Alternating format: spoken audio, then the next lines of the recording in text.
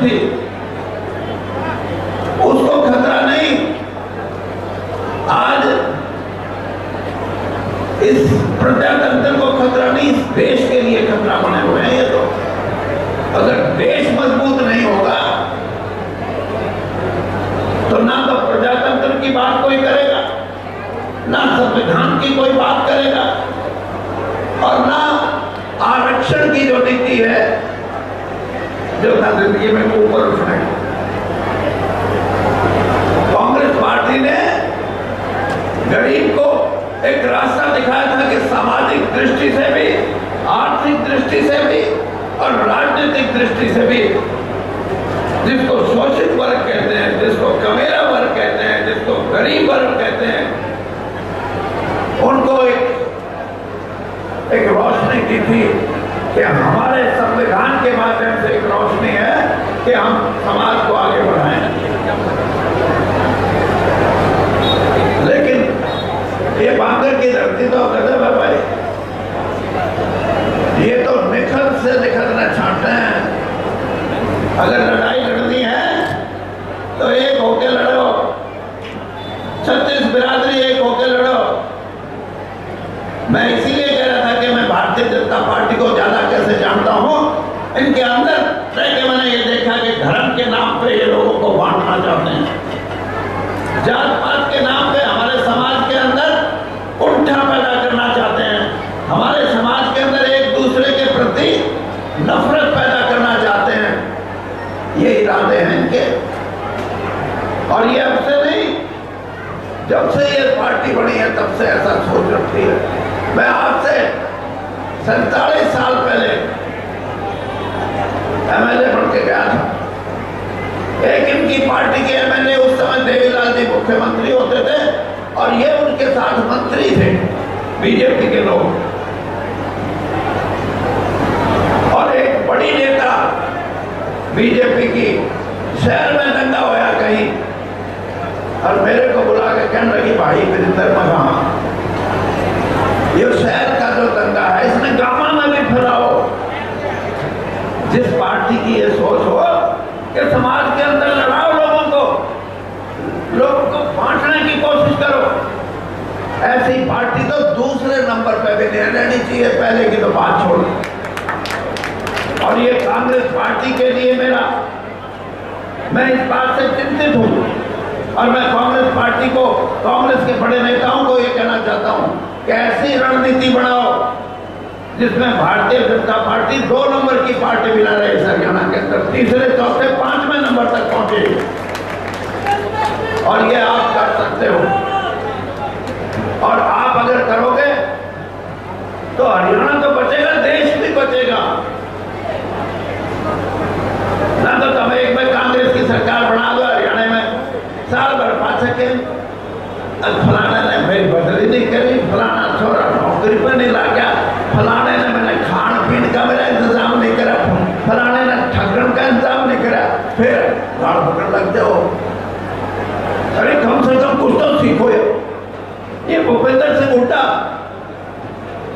रोहतक के अंदर, मैं 20 साल रोहतक में पढ़ा हूं, रहा हूं, और मेरे बहुत से दोस्त हैं, उसके विरोध के आदमी भी भूपेंद्र सिंह हुड्डा की बुराई नहीं करते।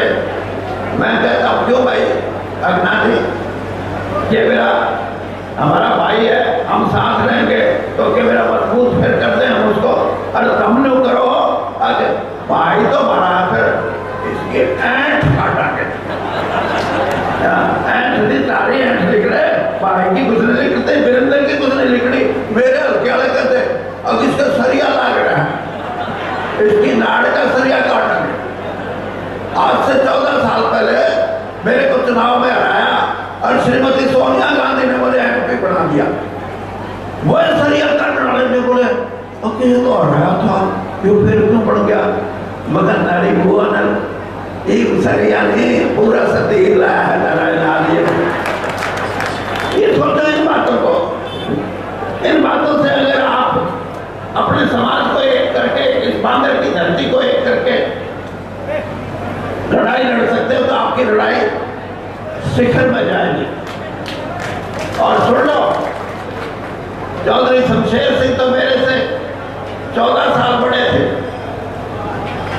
मैं शैलजा हमारी जो बहन है उससे 14 साल बड़ा हूं, और शैलजा रणदीप शैलजा से 8 साल छोटा, और मेरा बेटा रणदीप से 6 साल छोटा।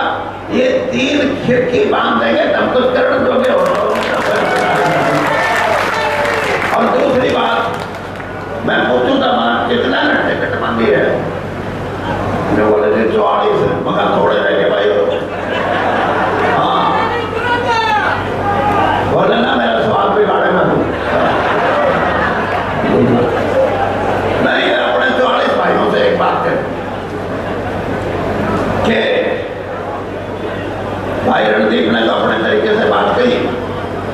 मैं तो ये कह सकता हूं कि पहला लोग 44 भाइयों में टिकट तो मिलेगी एक में, लेकिन 43 जो हमारे सिपा सालार हैं वो कम इसलिए नहीं है कि उनकी बुद्धि में कोई कमी है या वो अपनी लड़ाई लड़ना नहीं जानते, लेकिन पार्टी का नियम और कायदा ऐसा है कि एक ही लड़ेगा।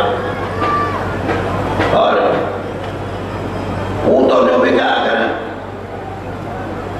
अब कोई अड़ांस ला गई हो, अगली मैं तैयार हूं, मैं अपनी सुना दूंगा। मैं 1984 में मंत्री था हरियाणा में। राजीव गांधी जी ने कहा कि वीरेंद्र सिंह लोकसभा का चुनाव लड़ना है हिसार से और तेरे को दिल्ली आना। ओम प्रकाश चौटाला जी मेरे विरोध में खड़े हो गए, मैं जीत गया। और फिर जो जाने वाली मेरी सीट थी वह खाली हो गई, तो मेरे घर के 5-6 जने, अब भाई मेरा आंख बड़ा है, दूसरा भाई का मेरा बड़ा है, चाचा का मेरा बड़ा है। मैंने अपने पिताजी से पूछा एक दिन, मखा जी तो रौला पड़ गया घर में, दूसरा की क्या सुनांगे? ने बोला भाई तो घबराओ ना, ये तो 6 के हैं, इन्हें कह दे अब भाई तुम तो लड़ो। फिर मखा फिर क्या करूंगा? फिर ने बोले मैं ठीक हूं, मैंने मेरा नाम ले दिया। हाँ तो इसलिए, और राजनीति में क्या होता है, ये आपकी ताकत है, और इस ताकत के सहारे ही आज कांग्रेस दोबारा जिंदा हुई है। आप ताकत है। मैंने जैसे कहा, आज इस देश का कमेरा वर्ग कांग्रेस के साथ फिर मिलकर चलने लगा, और जब कांग्रेस के साथ कमेरा वर्ग मिलकर चलेगा तो आप हमारे शिरोमणि होंगे। हम आपकी तरफ देखेंगे कि ये हैं इस समाज के भाई जिनको सामाजिक रूप से हमारे को पहचान देनी चाहिए, और पहचान सिर्फ एमएलए से नहीं मिलती। आज तो मैं कुछ नहीं, और ना आगे लड़ो इलेक्शन, लेकिन रणदीप ने कहा आप मेरे पास से बोलूंगा क्यों यार, तो मैंने जाना है। ने बोला ना, आप होते हुए मैं आपसे पास से नहीं बोलूंगा, आपका आप पड़ता है।